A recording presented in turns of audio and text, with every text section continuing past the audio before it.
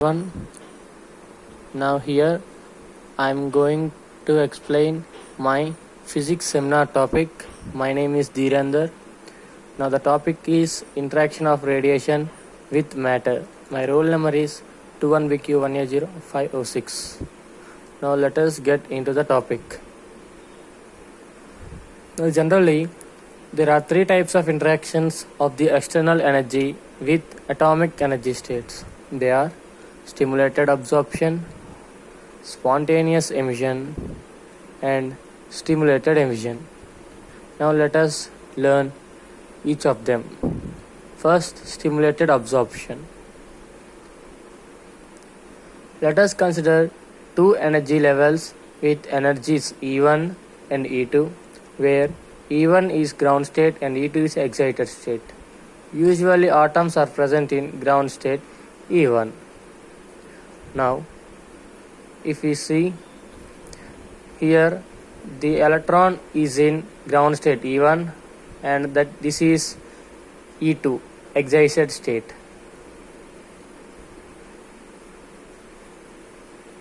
Now, when a photon of energy h mu is incident on the atom lying in ground state, then it excites to higher state E2. This phenomenon is known as absorption.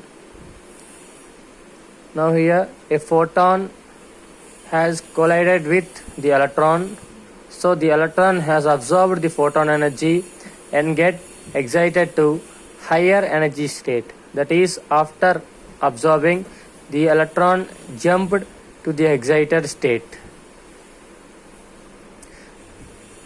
Let us see with an video. Here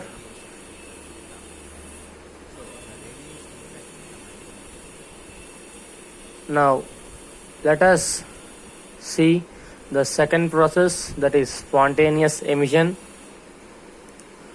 Now in this process let us consider two energy levels with energies E1 and E2, where E1 is ground state and E2 is excited state. Usually atoms are present in ground state E1. Let us assume that the atom is in the excited state E2. After lifetime, the atom de-excites to its ground state spontaneously by emitting a photon of energy h mu. That is, after its lifetime in the excited level, see, as we seen in this process, the electron has jumped to the excited state in the absorption process. The electron has jumped from ground state to excited state in this process. Now the electron has remained in the excited state.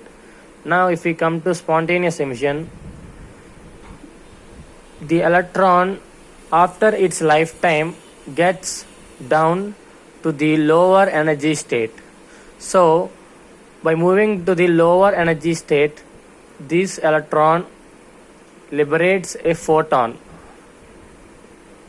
This photon is used in the stimulated emission.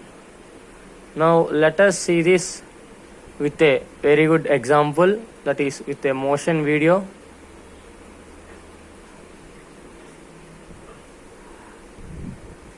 Now here it is the video. See, when the electron falls from E1 to E2, that is from excited state to ground state, this liberates a photon. You can see that clearly. Now stimulated emission. In this stimulated emission, let us assume that the atom is in excited state E2.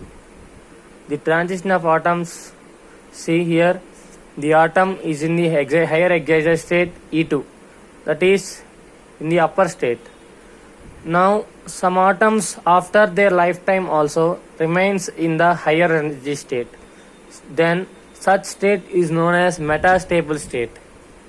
Now here the transition of atoms from higher energy state E2 to lower energy state E1 with the help of external agent, that is spontaneous emitted photon, is known as stimulated emission. That is, this photon is obtained.